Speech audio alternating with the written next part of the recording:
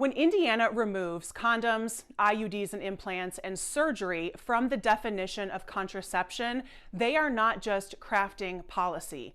Because a legislative body is not only crafting policy to create law, they are also crafting policy to communicate their values.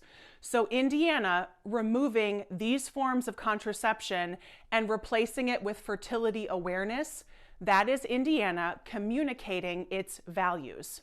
If you are not familiar with fertility awareness, it's cycle tracking. It's a form of NFP, which is natural family planning. NFP is huge in the evangelical Christian right. They say that the menstrual cycle was created by God, therefore it is perfect, and birth control is usurping God's will. They distill people who menstruate down to these rigid little baby-making robots that are on a perfect 28-day cycle with only a couple of days of fertility in there. So if you utilize NFP, which has a much lower rate of effectiveness than these forms of contraception, and you make a mistake, like you take your temperature at the wrong time or you record it incorrectly and you end up getting pregnant, well, that's God's will.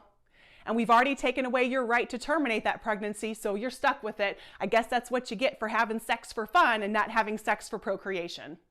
Those are the values of the state of Indiana. It communicates those values through its public health dollars and its public health workers. They are sending their public health workers out into the state of Indiana to not communicate all options for contraception, but to communicate the values of Indiana. So these professional healthcare workers are not able to use their judgment and do what is best for their patients. They are to communicate the values of the state of Indiana, which is NFP and pills and patches. That's all you get. And although for now, this is only impacting public health insurance patients and public health agencies, we have to remember that these kind of value statements eventually permeate the entire state, regardless of what kind of insurance you need. And also, we should care if our neighbor on Medicaid is not able to access the same kind of contraception that we are able to access. Because if my neighbor doesn't have birth control, then I don't have birth control. That's the way we have to look at this. And the same goes for y'all living in blue states. If Indiana doesn't have birth control, you don't have birth control either. This has to be a united fight. And if you want to fight with us, here's the number. 317-232-9600. That is the switchboard to the Indiana State House of Representatives. And get ready to take a screenshot. I've got a script for you. Hello, my name is blank, and I am calling from Indiana House District blank or from blank to express my opposition to HB 1169.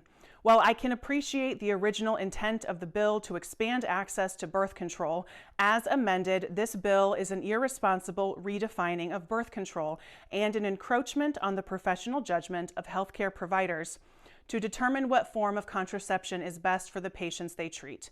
For many patients, hormonal birth control pills and patches are not a good fit due to side effects and potential complications.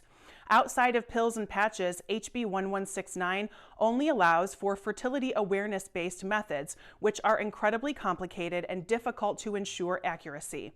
I demand my representative, or I demand the state of Indiana, vote no on HB 1169 as amended.